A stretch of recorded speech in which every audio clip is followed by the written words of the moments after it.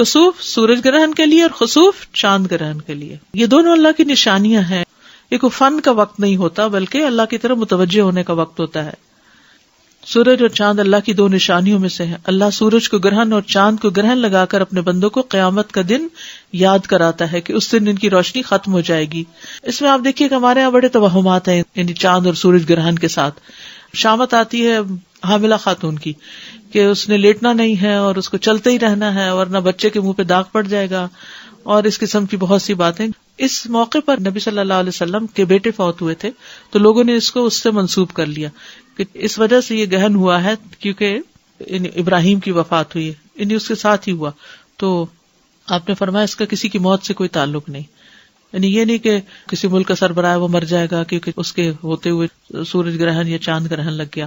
اور چونکہ آپ نے اس کا حکم دیا تھا پڑھنے کے لیے لیکن پھر بھی نفلی نماز ہے, اگر کسی مجبوری سے انسان نہ پڑھ سکے تو کوئی بات نہیں.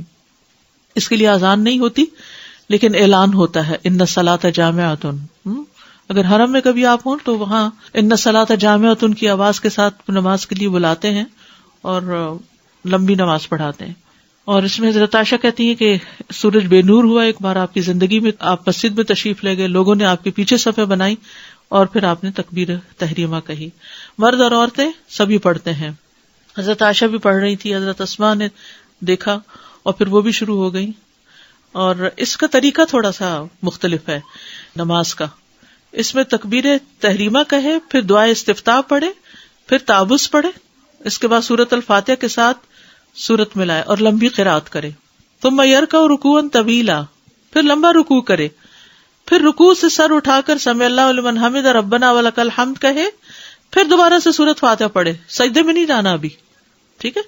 اور پھر سورۃ فاتحہ کے ساتھ کسی دوسری سورت کو ملا کر لمبی قرات کرے تاہم پہلی رکعت یا پہلے قیام سے یہ قیام تھوڑا کم ہوگا. پھر دوسری مرتبہ لمبا رکوع کرے لیکن پہلے رکوع سے قدرے کم لمبا ہوگا. پھر رکوع سے سر اٹھائے, ٹھیک ہے, یعنی رکوع بھی تھوڑا لمبا لیکن پہلے رکوع سے کم. پھر رکوع سے سر اٹھائے, کافی دیر کھڑا رہے, سمع اللہ لمن حمدہ ربنا ولک الحمد پڑھے, پھر دو لمبے لمبے سجدے کرے.